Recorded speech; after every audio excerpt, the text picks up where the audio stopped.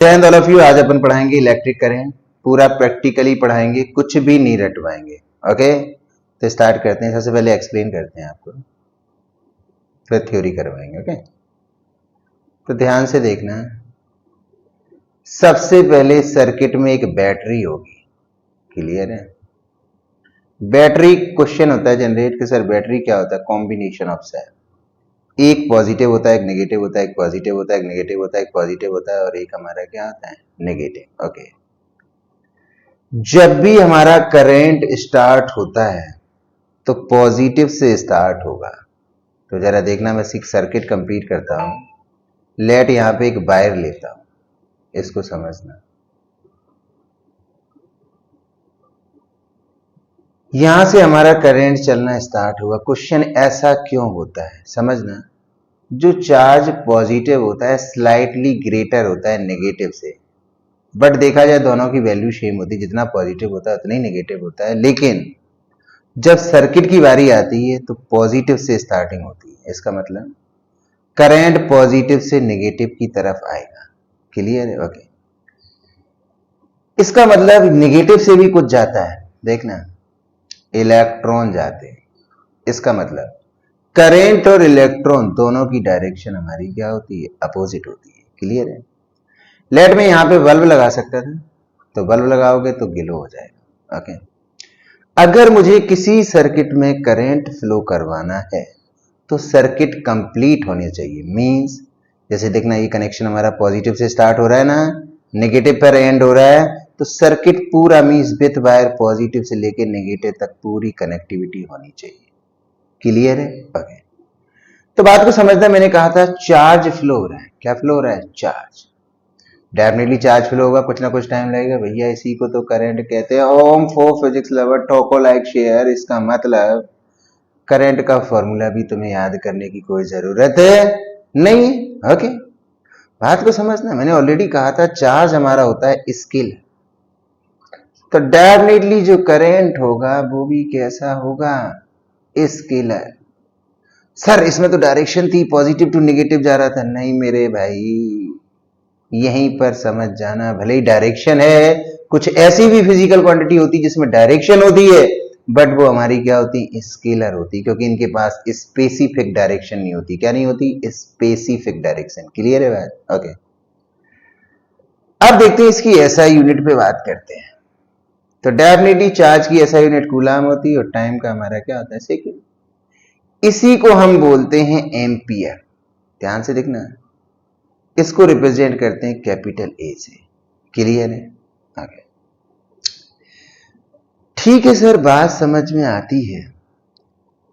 इस करंट को मेजर करने के लिए कोई ना कोई इंस्ट्रूमेंट जरूर होता होगा। हमने कि बिल्कुल, जैसे हम कहते हैं एमीटर। ओके, ये सर कैसे लगता है? देखो, हमने कहा सर्किट में आ जाओ। जैसे देखो, मैंने ये एमीटर लगा दिया, लेकिन याद रखना ये हमेशा सीरीज में लगता है। क्वेश्चन इज दैट ऐसा क्यों होता है? इसलिए होता है कि बिकॉज जो एमीटर का रेजिस्टेंस है वो बहुत कम होता है, और इवन मैं बात करूं आइडियल एमीटर की बात करूं तो रेजिस्टेंस 0 होता है। ठीक है सर, बात समझ में आई। सर इसको और डेप्थ में बता सकते हैं? हमने कहा बिल्कुल बता सकते हैं। जो पॉजिटिव से नेगेटिव करंट जाता है उसे बोलते हैं कन्वेंशनल करंट। क्लियर बात है?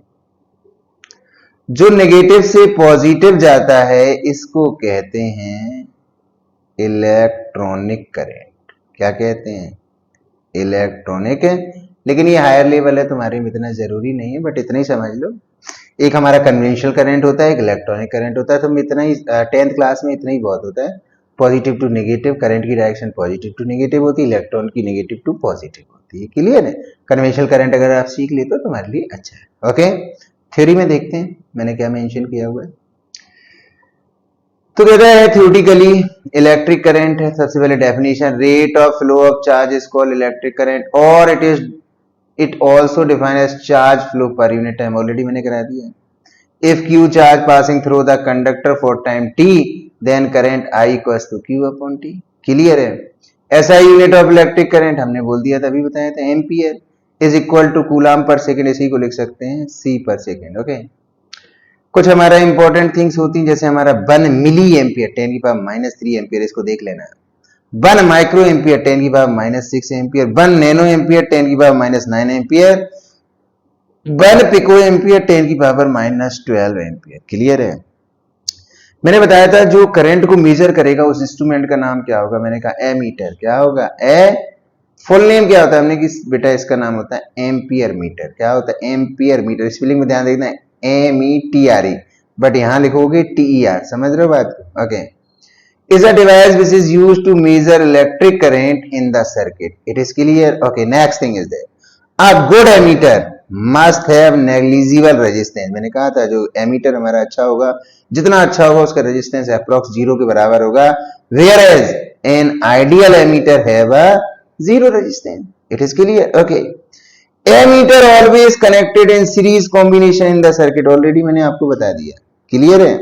वो कहता है करंट इन अ सर्किट और in a conductor is given by I equals to Q upon T। Q की वैल्यू मैंने ऑलरेडी कहा था, चार्ज का फॉर्मूला होता है NE अपॉन T कह सकते हैं। Here N is the number of electron and E की वैल्यू हमारी कितनी हो जाएगी? 1.6 इंटू 10⁻19 कोला। क्लियर है? क्वेश्चन करते हैं। मैंने कहा था न्यूमेरिकल भी कराएंगे। एनसीईआरटी जो हमारा इंटेक्स क्वेश्चन है उस पर थोड़ा ध्यान देना। सबसे कहता है what does an electric circuit mean. मैंने कहा था क्लोज्ड होना चाहिए, तो कहता है a continuous and closed path along with an electric current flow is called electric circuit. Clear है? वो कहता है define the unit of current. Already बताया था unit of current is ampere.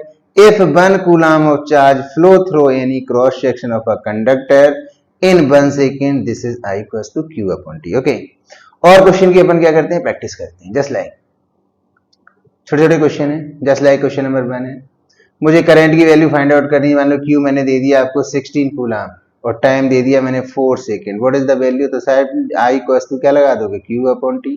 Clear है? तो डेफिनेटली हमारा 16 अपॉन 4 4 4 या 16 आंसर हमारा हो जाएगा 4 एम्पियर। Okay, next question.